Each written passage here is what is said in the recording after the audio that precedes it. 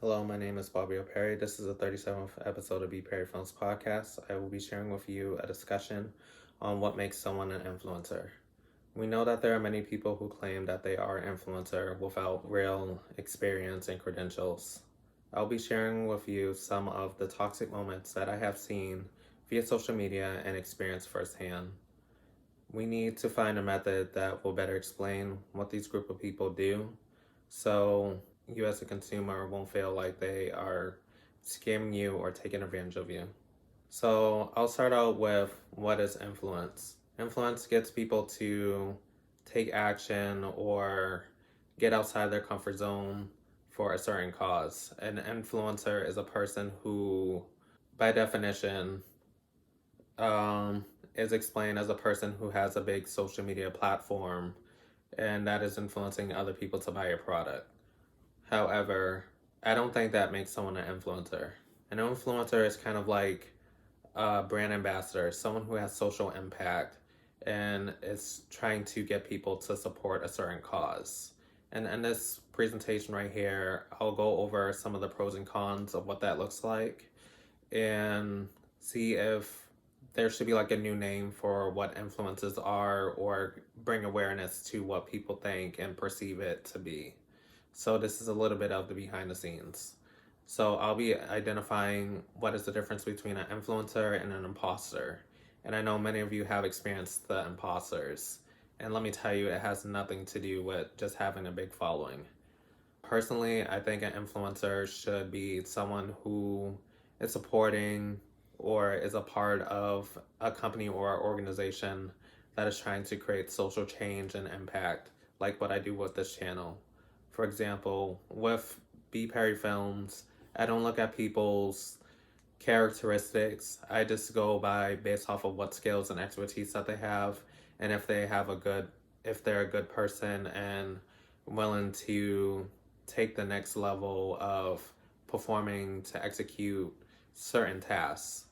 When I'm recruiting these people, I try to see what niche that they're in and also see who they're following and who follows them, because I want to make sure that we're presenting positive energy that influences other people to give off good affirmation and positive affirmations out to other people who aspire to be just like them or even greater.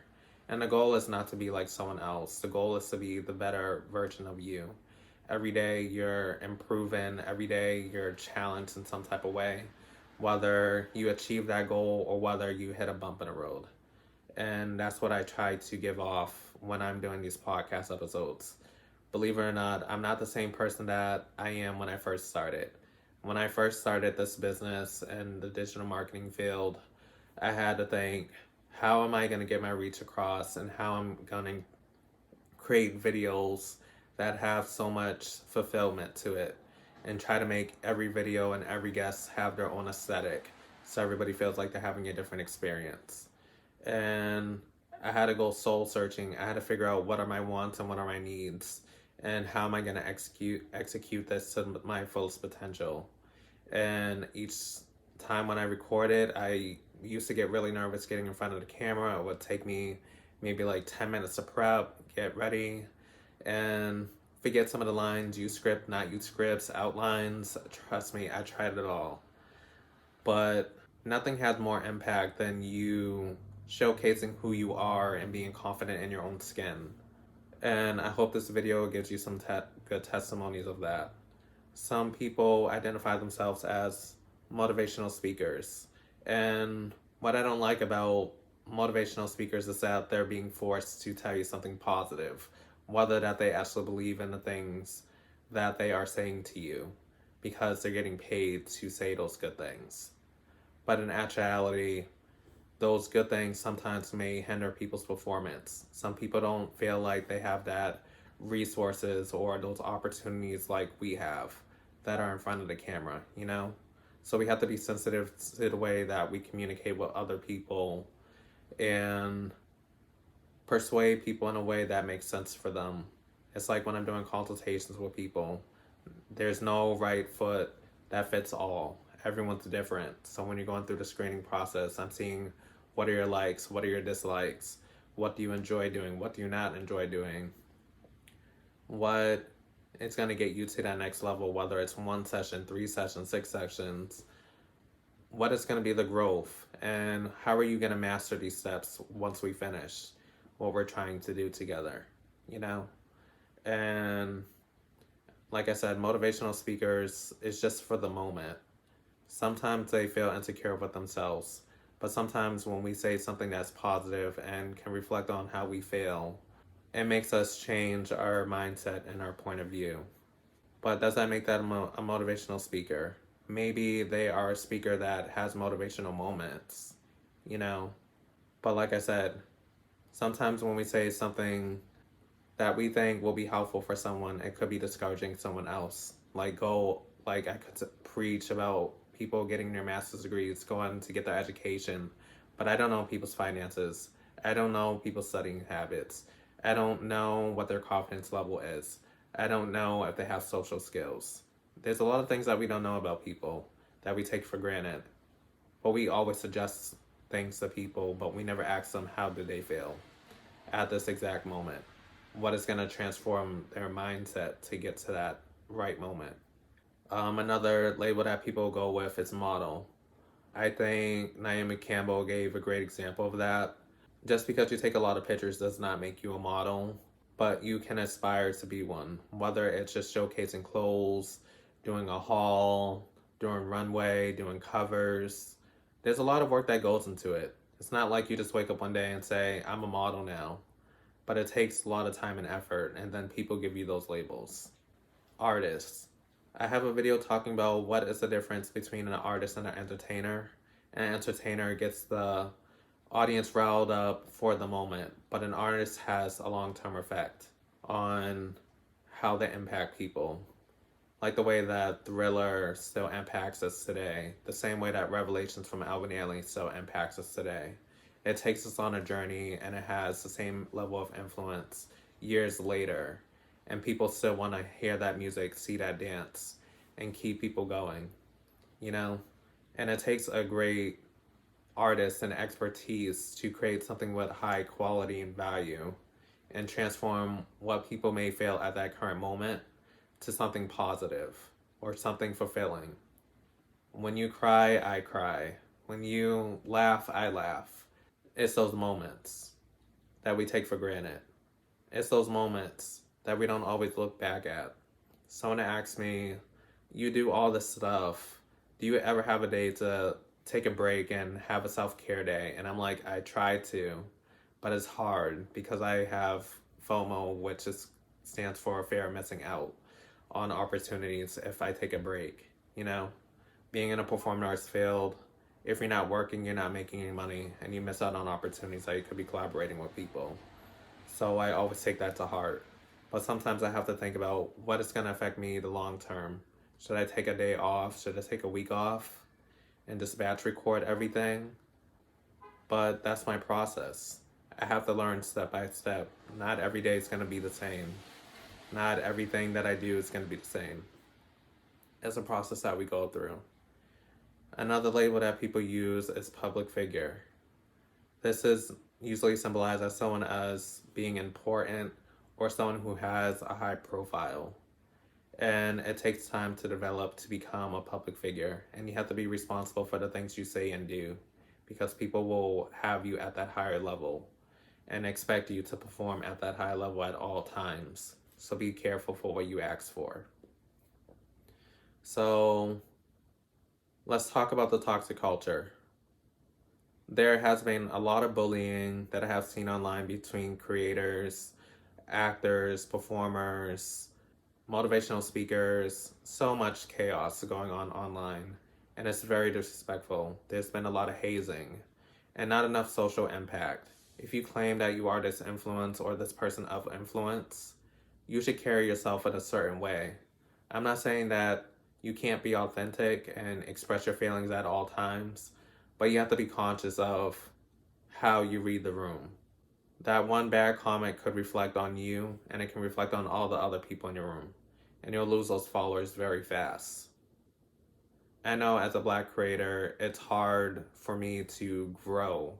I don't know many people that are in my niche, education, that are Black creators that have support just from Black people, you know? And sometimes I'm just like, do I continue this podcast? Should I give it up? But there's so many people who want to see more content, people who keep subscribing to all my different social media platforms. I love what I do, but I fail oftentimes. I'm not being supported.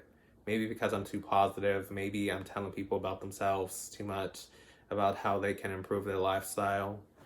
But that's who I am. I'm not going to change who I am for anyone. If I see that someone's handicapped in a certain situation, I'm going to help them up. But I'm going to ask them if they need assistance first. I can't just assume that everybody wants my attention, but it takes time. I have some examples of the toxic culture that I have experienced and have seen firsthand. For example, a couple of days ago, I was on Clubhouse, and the room was okay. There was this podcaster that got harassed and hazed and belittled because he was charging people for his podcast, whether he was crowdfunding, getting people to donate, or having a special guest come on his platform. And let me tell you, 90% of podcasts do charge guests. It's an advertisement fee. That's no surprise. People charge as much as $250 to thousands of dollars, depending on how big the platform is and how big the guest is. Everyone pays, whether you're an artist, a performer, someone like me, an influencer, a motivational speaker. They're all getting charged to be featured on a podcast. It's no surprise. I think it's because people think service-based businesses that we have to help people. We have to do this, we have to do that, but people don't think about the fees that occur. Like many of us course creators, we use Kajabi, Thinkific, Podia, Mighty Networks, and all these different platforms, but that charges us money. Every time when you make a transaction, we get charged. Every time when we have a monthly bill coming in, it costs money. Using Zoom costs money. Having a ring light, having a computer, editing everything, it takes time and effort. So people need to be appreciated for what they do. Instead, that person made him feel like he wasn't worthy of getting paid. They called him outside of his name and hazed him in front of a group of hundreds of people. And that was very disrespectful. And that's what I don't like about the influencer culture.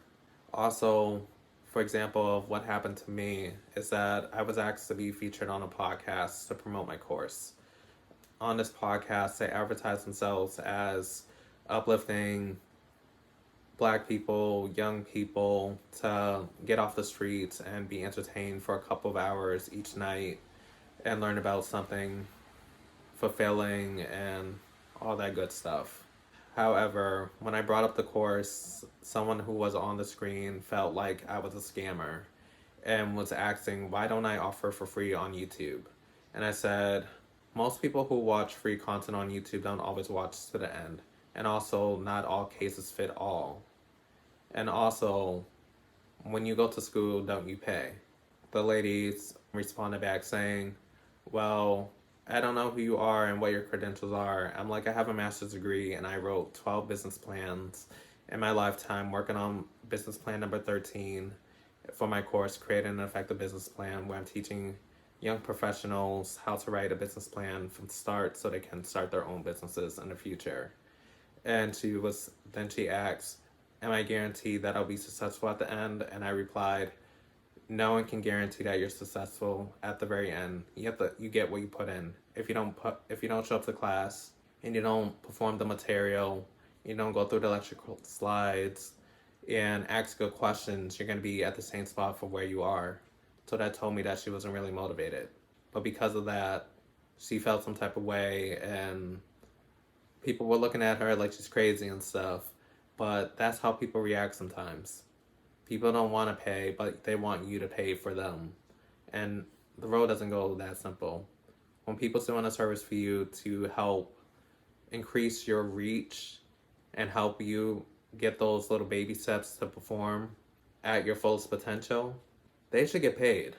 I think teachers are the most unvalued people. Every minute they have to deal with being hazed by the students, the chaos that happens in the classroom, and no one really focusing on how they're gonna get on to the next grade, how they're going to get on to college, because they don't have it in their head that they have to do homework, ask questions, behave, ask for assistance, stay after, come early to class. Just those little things. It makes it hard for people to help out other people if no one wants to value them and reward them for their time and efforts, you know? Like, it's disrespectful. There's certain questions that you just don't ask. Anyone who's doing a service for you or developing a product, support that business. Don't ask, is there a discount? Oh, can you do it for free? Oh, we're friends, right? Can you do this for me? No. Ask them what the prices are, what the transformation will be from working with them. If it aligns with your values, pay for it. If it doesn't, move on to someone else. Be respectful. And another thing is, my last example is what a motivational speaker. He gets advertised on different articles, social media platforms, and all these good things. But however, his attitude is really bad off camera, belittling people. I don't like that. If you claim that you're a motivational speaker, you should always be trying to motivate people at all times, regardless of how it makes you feel. You have that level of power and expertise to make people feel good. But why do you change up when the cameras aren't rolling? I have been to many rooms on Clubhouse. I have seen many videos on YouTube, Twitch, TikTok, with people belittling each other. It doesn't make any sense. We're all in this place together. If we don't start supporting people now, no one will support us in the long term. You need to get over yourselves. Get information and really do something about yourself. Look in that mirror and reflect.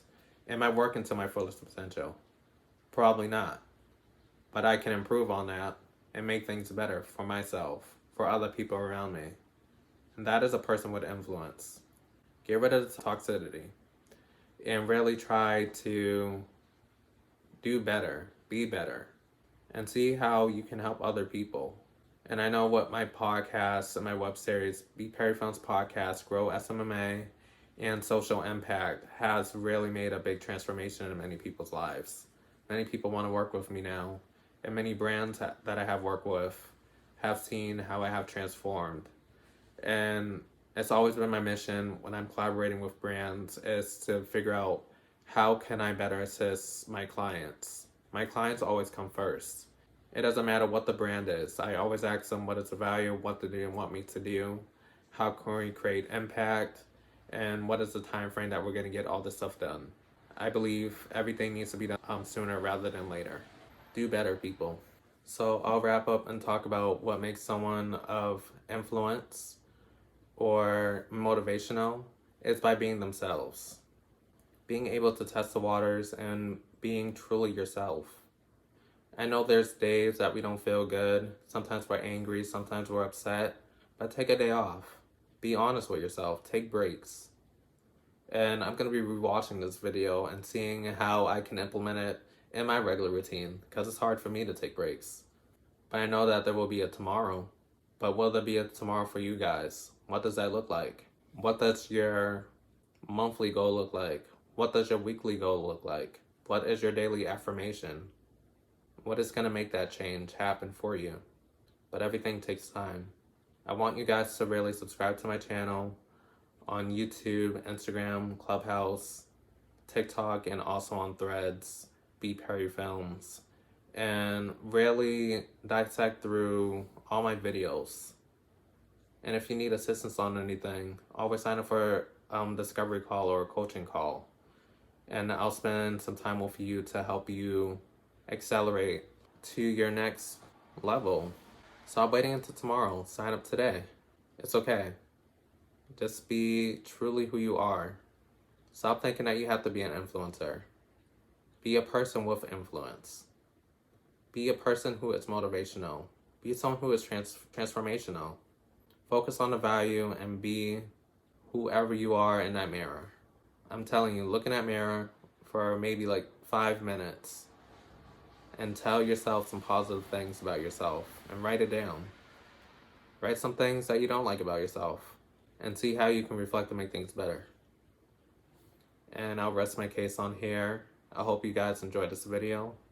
I enjoyed putting this together, Hopefully, this will bring you so much value and opportunities in your life. Like I said, be a person, stop trying to be an influencer, be a person of influence.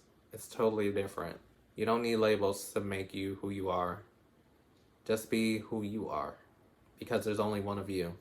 But there's many people around the world that you can inspire. Just take it one day at a time. Thank you.